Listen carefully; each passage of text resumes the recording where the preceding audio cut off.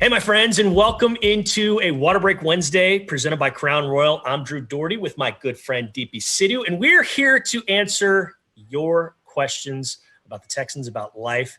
But keep in mind, just remember this. We know a lot of people are out there and they're frustrated. We understand. We, me and Deepi, cannot answer questions about the employment of some of our coworkers, some of our superiors, some of the players sometimes. So just keep that in mind. If you have that question, we're probably not going to be able to get to it. We understand. Deepi, with all that in mind, how are you doing? What's going on? Deepi? Looks like we got a freeze here. So if you can hear me, Tyler or Amanda, just shoot me a little thing in the chat. But we're going to, yeah, it looks like Deepi dropped off. So she's having some issues. But we're going to start answering your questions, and we know you got a lot of them. First one coming to us from Jason, and Jason wants to know, what are the Texans going to do in free agency? And that's a brilliant question. It's a great question. It's one that I have myself. Now, they've already started making some moves. You saw that the team let Nick Martin go. The center is no longer with the Texans. You saw that the reports about David Johnson, the running back, will be back, it looks like. Now, the Texans have also re-signed some of their own, like Buddy Howell last week, and they've made a few more moves as well.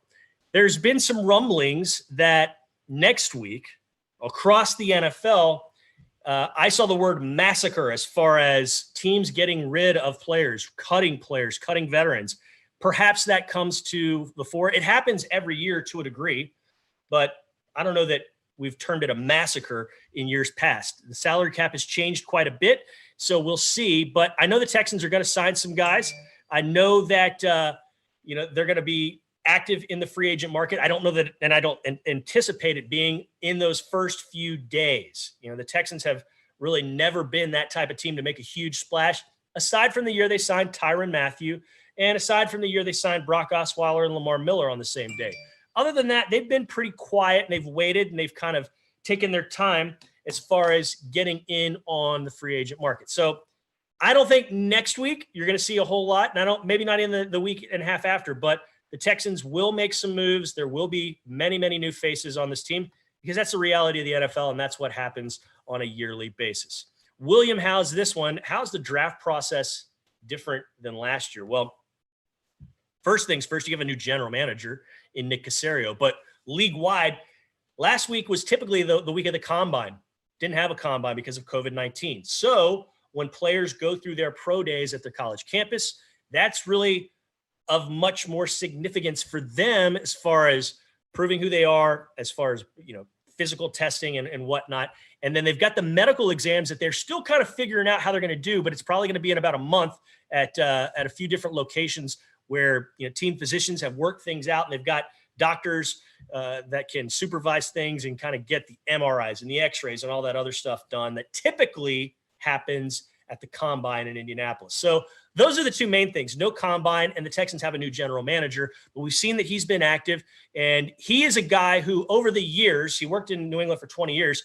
Over the years, I've been here since 2009, and I've been to a fair share of pro days. I've been to LSU. I've been to Texas A&M a few times when they've had theirs, Baylor a few times, here at U of H, Rice, and so on and so forth, South Carolina when Clowney was coming out.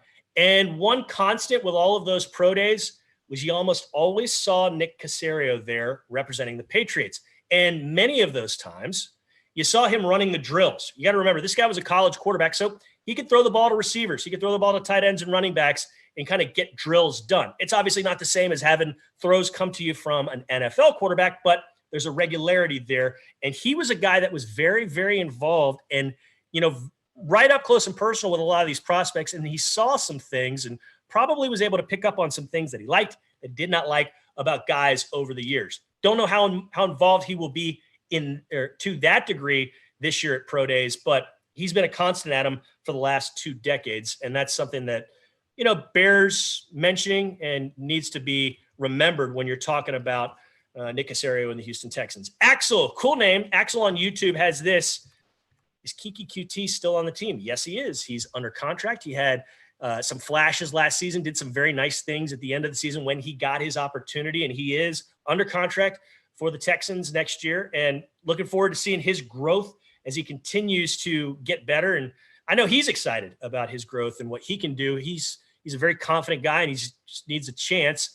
And one of the fun things that, I've learned from David Culley when I got a chance to talk with him is he's very much about building up and about nurturing younger players and building up their confidence. And, basically he told a story about Hollywood Brown, and he said, I don't call him Hollywood. I call him by his first name, his real name. But, Hollywood Brown had a big drop a year or two ago as a rookie, and Culley brought him over to the sideline and said, listen, we're going to need you. And I'm paraphrasing what he said here, but we're going to need you.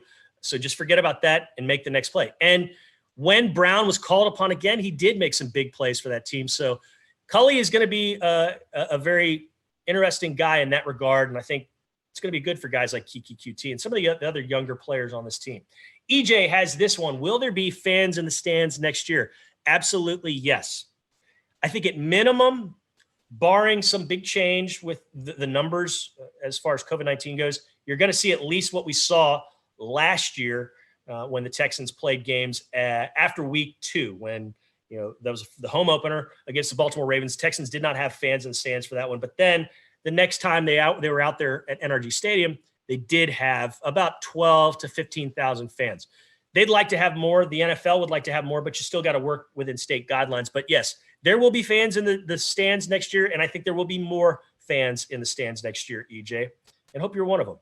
Jordan has this. How many draft picks do the Texans have? They've got 8, but they don't have any in the first or the second round because of the Laramie Tunsil trade a couple years ago in late August, when the Texans dealt with the Dolphins, got Laramie Tunsil and Kenny Stills and a mid-round draft pick in exchange for 2 1s, this year's second, and then a bunch of players like Johnson Batamosi and Julio Davenport. And I think we've got Deepi Sidhu back. And Deepi, if you're there, what I miss? Welcome. How are you? What's going on? I said my internet was unstable, and as soon as I said unstable, it went out, and I don't really, that's never happened before. So I apologize for missing the questions. I'm sure you did great.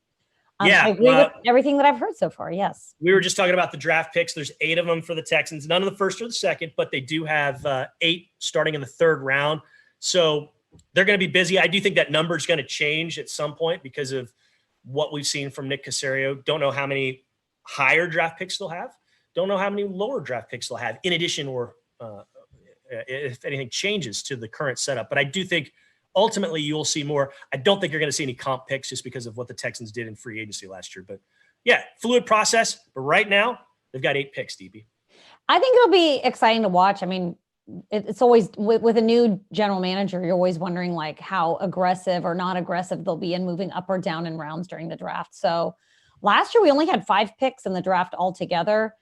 There was a lot of consolidating of picks to move around in certain rounds. And I'm more curious to see how it shakes out, because you're right. We have 8 picks right now. That could change. The order could change. I would be shocked if it didn't, if we stayed at the exact same spot for every single round, but I could be wrong. So I think it'll be exciting to see Caserio's first draft as general manager for the Texans. Yeah. And then tying in with that previous question, Billy's is this: what positions do you think the Texans will draft? It's like, I mean, take your pick. I think they're going to look for the best player available. And you hear that every year, but the Texans are going to really not be too discriminating when it comes to position, because they could use help across the board. I don't know that they're going to be shying away from one position or the other. I do think you'll see help on the defensive front in the front 7. You'll see some guys at the skill positions on offense, like running back, receiver. I think you'll see them draft players there. And then in the secondary, they'll take as much help as they can get, DP. Yeah, I mean, I agree with you. They always say best available, but I think with the loss of J.J. Watt, I mean, you got to start up front with pass rusher. You know, the Texans have needed pass rush help in the last few years anyway, and so that just is even more apparent this year. So I would certainly expect something there. And then, you know, with Will Fuller, you know, in free agency, losing your wide receivers, you obviously need to beef up there.